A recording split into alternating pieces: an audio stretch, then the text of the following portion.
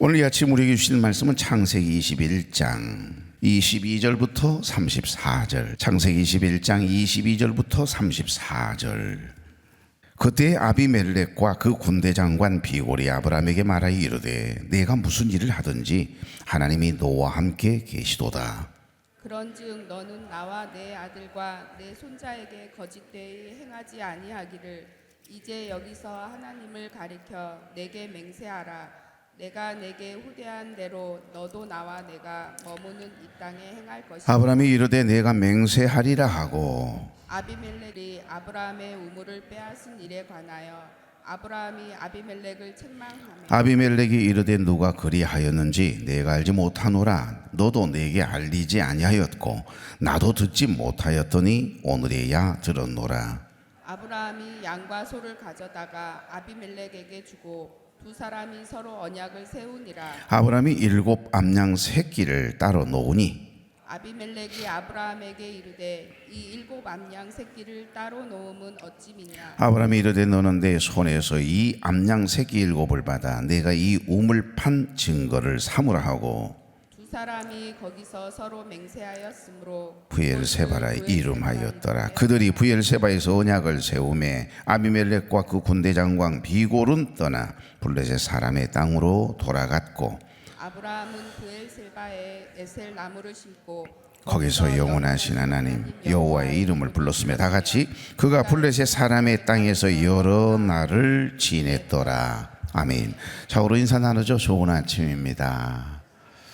우린 세상을 살아가면서 수많은 사람을 만나게 됩니다. 그리고 그 중에는 유독 눈길이 가고 왠지 모를 그 무게감이 느껴지는 사람들이 종종 있어요, 없어요?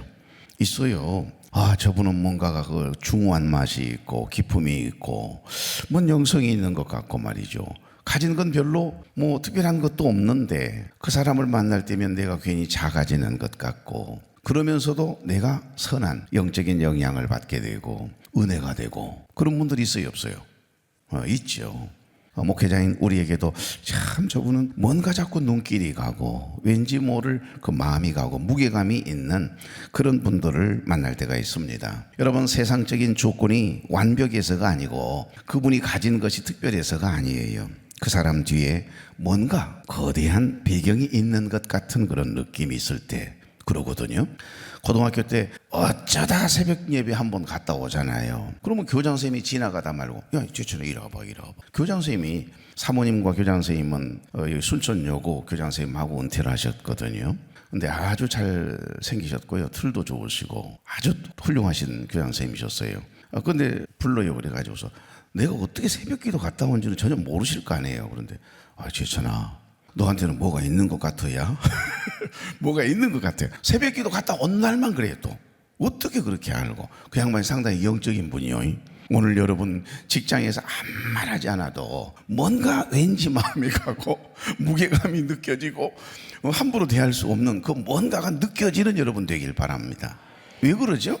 여러분이 특별해서 그렇지 않습니다. 우리가 특별해도 그러긴 하지만 그렇지 않습니다. 우리 뒤에 아니요, 나의 등 뒤에서 나와 함께 하시는 그 하나님이 또 그거 버티고 계시기 때문이죠. 여러분, 오늘 이 말씀은 그런 내용입니다. 오늘 본문에는 당대 최고의 권력자였던 블레셋 왕이었던 아비멜렉이 군대 장관 비골을 대동하고 당시 초락이 그지할 데 없는 누가 얼마나 알겠어요. 나그네에 불과했던 믿음의 족장 아브라함을 찾아와서 먼저 손을 뚜근히 내밀고 악수를 청하는 거예요.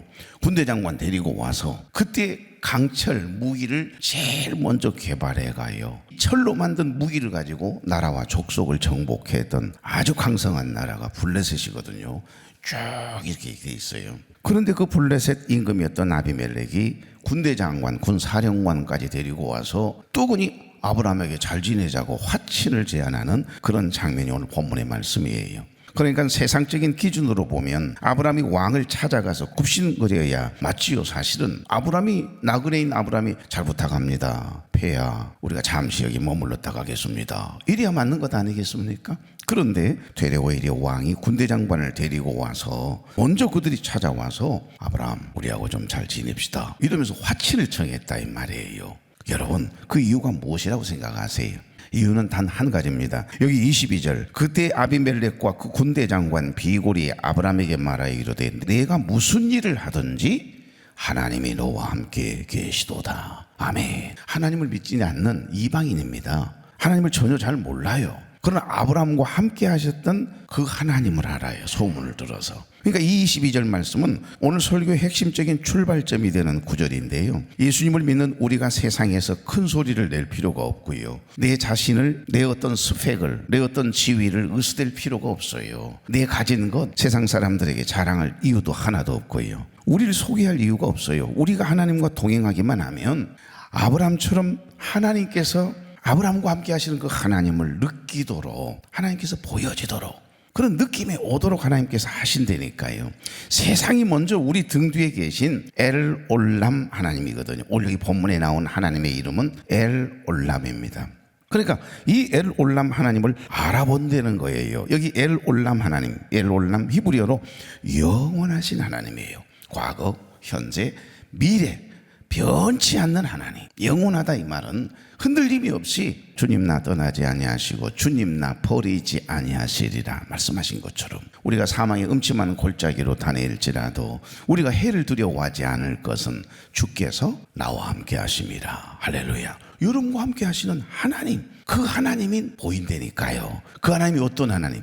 영원하신 하나님, 엘 올람 하나님. 오늘 꼭 기억하십시오. 오늘 그 말씀을 하고 있어요. 여기 33절에 보시면 그 말씀이에요. 엘 올람 하나님에 대한 말씀이거든요. 아브라함이 아비멜렉과 언약을 맺은 후에 브엘세바에 에셀 나무를 심고 하나님의 이름을 부를 때 처음 등장하죠. 33절 먼저 한번 볼까요? 한번 33절 시작. 아브라함은 브엘세바에 애쓰고 거기서 영원하신 하나님 여호와의 이름을 아멘. 여기 영원하신 하나님, 영원하신 여호와의 이름을 불렀대요.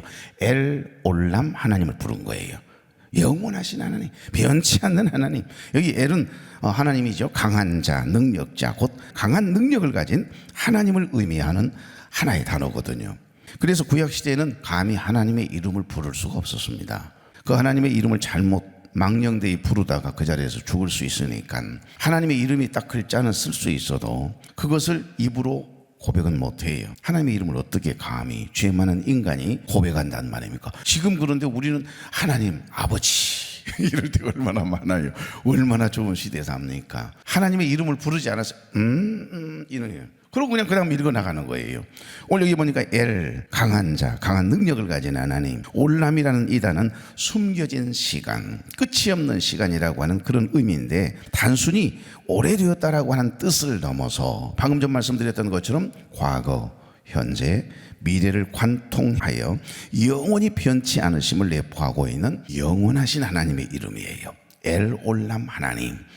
우리 인생의 과거, 현재, 미래를 다 알고 계시고 주관하시고 나와 함께 하시는 영원하신 하나님, 그 엘 올람 하나님과 오늘 여러분은 동행하는 거예요. 그것을 믿지 않는 우리의 삶을 통해서 믿지 않는 사람들이, 우리 자녀들이 여러분 한 번도 읽어보지 않는 성경을 우리의 삶의 움직임을 통해서 성경이 읽혀지고, 할렐루야, 보이지 않는 하나님이 보여지고 나와 함께 하시는 나의 등 뒤에서 나를 도우시는 그 하나님이 보여지길 바랍니다. 그러니까 하나님께서 우리와 함께 하시기 위해 이 땅에 인간의 몸을 입고 오신 예수 그리스도, 임마누엘이신 하나님이 우리와 함께 하시다라고 하는 뜻을 가진 임마누엘 하나님, 곧 예수 그리스도를 의미하기도 하고요. 그러니까 여기 블레셋 임금 아비멜렉과 군대 장관 비골이 나그네의 삶을 살고 있는 아브라함을 볼 때, 아브라함은 그저 나그네였고 때로는 실수도 하던 연약한 인간이죠. 그런데 당시 세상 권력자의 눈에 비친 이 아브라함은요 결코 혼자가 아니었거든요. 그의 등 뒤에는 세상을 주관하시고 하나님이 버티고 탁하니 함께하고 계시는 게 느껴졌다 이 말입니다. 여러분, 특별히 어떤 지도자들이나 높은 위치에 있는 사람들은요 그 사람이 어떤 사람인가 이렇게 눈에 보이나 봐요. 그렇잖아요. 이상해, 저 장관 뒤에는 뭔가 있는 것 같아. 그러면서 함부로 대하지 못하고, 내가 더 높은 자리에 있어도 함부로 대하지 못하고. 다니엘을 함부로 대하는 임금이 있었습니까? 함부로 안 대했잖아요. 요셉을 함부로 대하는 사람은 없었어요. 출애굽기 뜨거니 1장 1절부터 가면 요셉을 알지 못한 임금이 바로 임금인데 그때 이 투르모스 1세, 투르모스 2세 그들은 하나님을 알지 못했습니다. 요셉이 없으니까 그 순간부터 하나님을 알기를 개떡같이 알아요. 그래서 결국에는 노예를 삼지 않습니까? 그것도 430년 동안. 그러니까 그 누군가 한 사람, 그분과 함께하는, 그 사람과 함께하는, 우리 등 뒤에서 함께하시는 그 하나님을 볼 줄 아는 눈이 있어요. 지도자들은. 여러분, 그렇습니다. 오늘 특별히 여러분 등 뒤에서 세상을 주관하신 하나님이 늘 함께 해주심으로 탁 버티고 서 계시는 그게 순간순간 느껴져서 움찔움찔하고 마귀도 사단도 함께 여러분을 넘어뜨리려고 다가왔다가 그만 한 길로 왔다 일곱 길로 무서워서 도망치는 일이 있기를 바랍니다. 우리가 세상을 두려워하면 안 되잖아요. 세상의 높은 지위를 가지고 힘 있는 자를 우리가 두려워하면 안 되지 않습니까? 적어도 예수 그리스도를 믿는 엘올람 하나님, 영원하신 하나님과 함께하고 있는 저와 여러분을 세상이 두려워해야지요. 마귀가 사단이 두려워해야지요. 그러니까 오늘 여기 아브라함의 등 뒤에 계셨던 하나님, 아브라함의 삶에서 그가 섬기고 있었던 하나님을 보았기 때문에 여기 아비멜렉 블레셋의 임금과 군대장관 비골이 조심스럽게 다가와서 우리 사이좋게 지내자고 화친을 제안한 거거든요. 그래서 여러분 종교개혁자 이 존 칼빈은 이 장면을 보고 이 이방왕이 나그네 된 아브라함에게 굴복한 것은 아브라함의 군사력이 아니다. 그와 함께 하시는 엘올람 하나님, 영원하신 하나님의 능력을 보았기 때문이다. 이렇게 이 구절을 해석해 놓았습니다. 여러분, 오늘 여기 22절 다시 한번. 그때 아비멜렉과 그 군대장관 비골이 아브라함에게 말하여 이르되 네가 무슨 일을 하든지 하나님이 너와 함께 계시도다. 아멘. 아브라함은 스스로를 홍보하지 않았어요. 나 이런 사람이야, 나 이런 스펙을 가지고 있거든, 이러지 않았어요. 하지만 그의 일상, 그의 문제 해결 방식, 그의 평안함을 지켜본 이방 임금이었던 이 아비멜렉은 딱 마음에 아브라함의 이야기를 소문으로 듣기도 하고 아브라함을 경험하면서 아브라함을 만나면서 그의 마음속에 결론을 내린 게 있다 이 말이에요. 한마디로 이야기하면 이런 거예요. 저 사람과 등지는 것은 곧 저 사람 뒤에 함께 계신 그분을 등지는 일이다. 이렇게 결론 내리는 겁니다. 이해되세요? 내가 저 사람을 함부로 대하면 저 사람과 함께하는 하나님을 함부로 대하는 것과 마찬가지야. 그러면서 두려워하는 거예요, 스스로. 이런 사람이 아브라함이라니까요. 아브라함이 특별해서입니까? 아닙니다.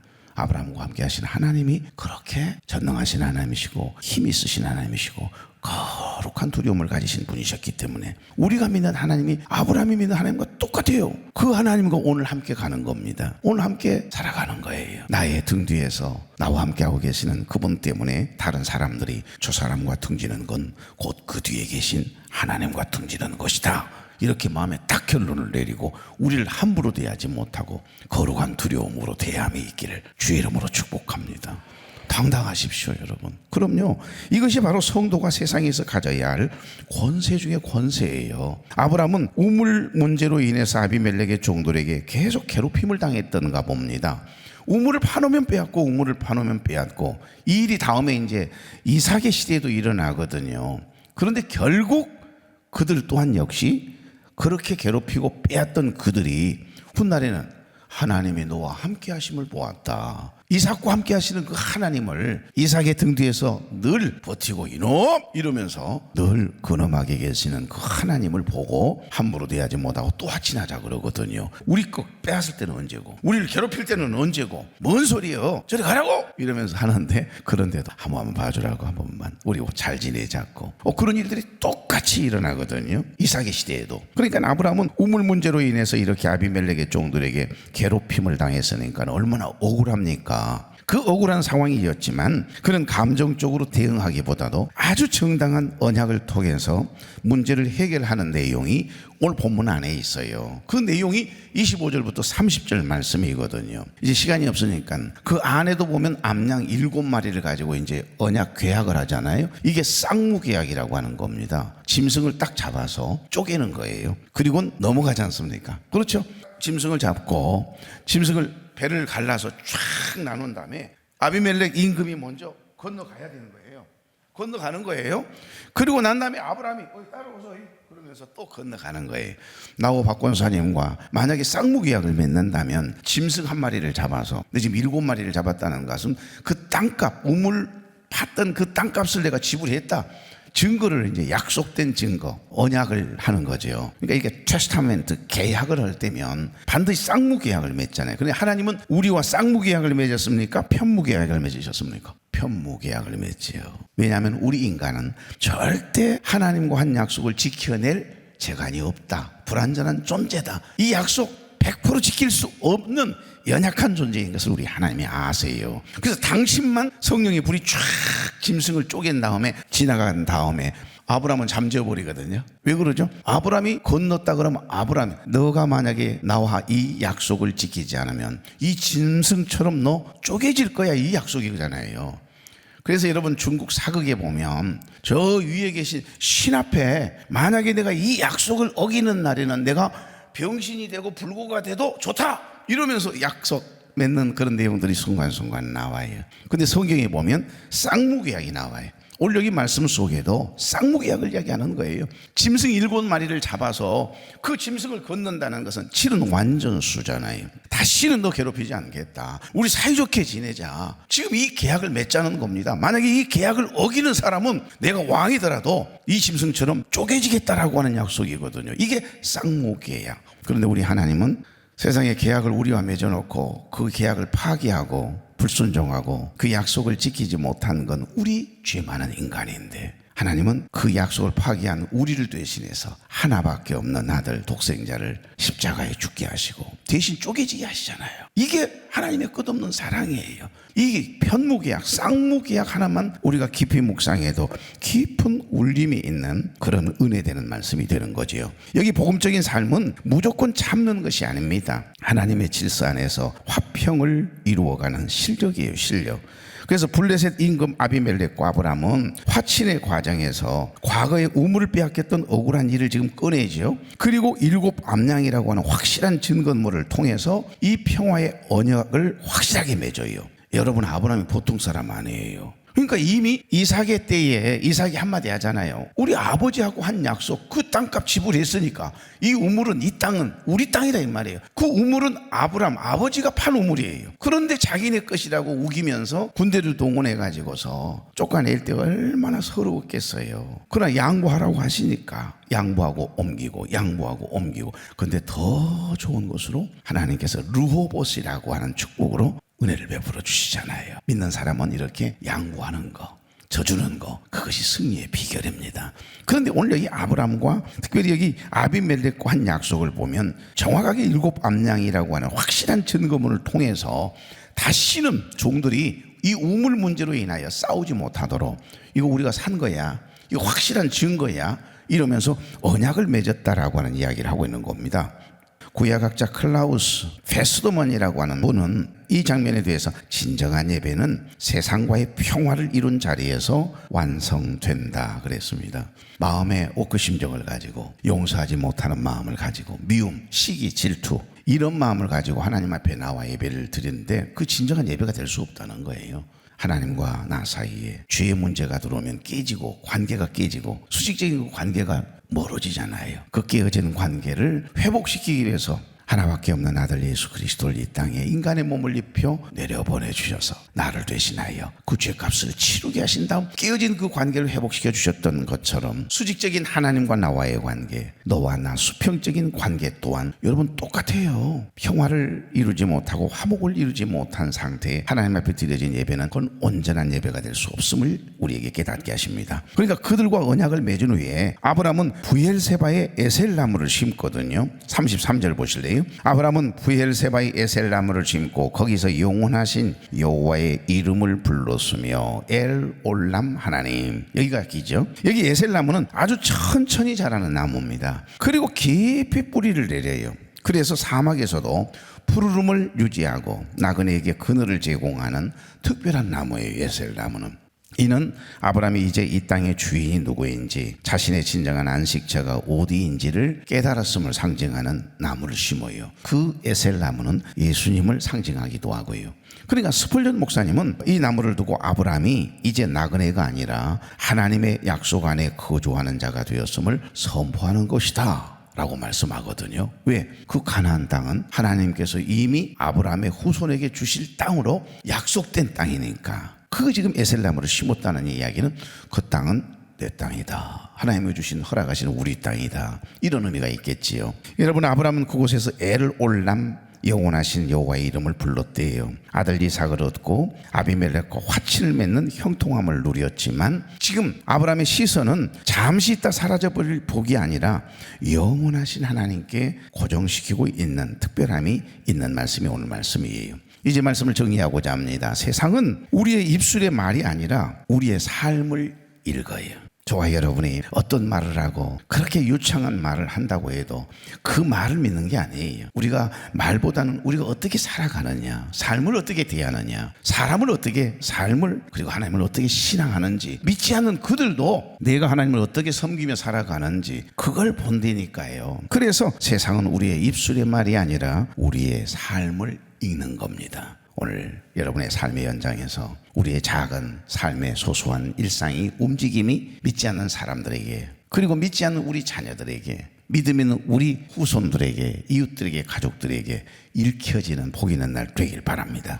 우리가 위기 속에서도 찬송할 때 손해를 보면서도 정직할 때 세상은 비로소 우리 뒤에 계신 하나님을 두려워하며 존경하게 될 거예요. 오늘 아브라함이 심은 여기 에셀나무처럼 우리도 오늘 이 하루 영원하신 엘올람 하나님, 영원하신 이 하나님의 은혜 안에 뿌리를 깊이 내리고요, 세상의 그늘을 나누어주고 그늘 되어주는 복음의 은혜의 통로가 되길 바랍니다.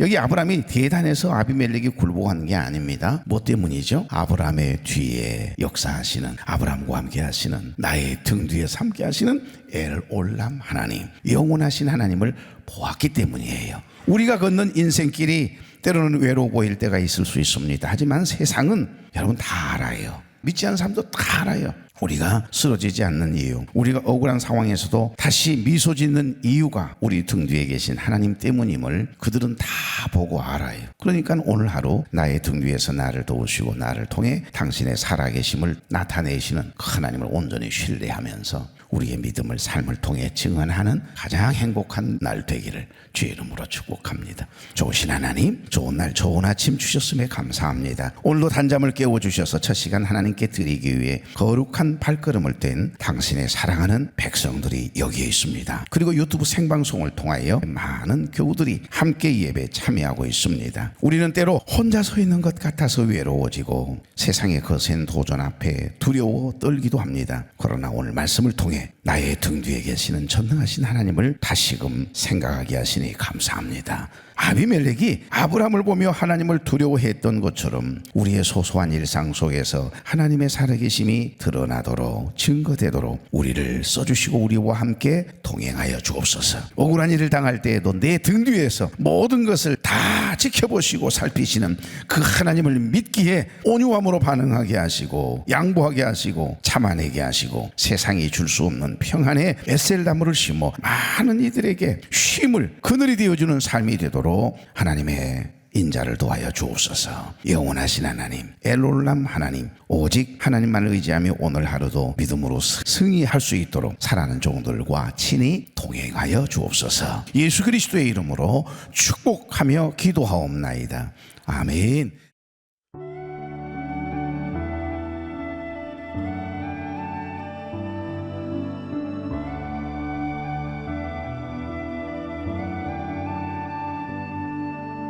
모든 육체는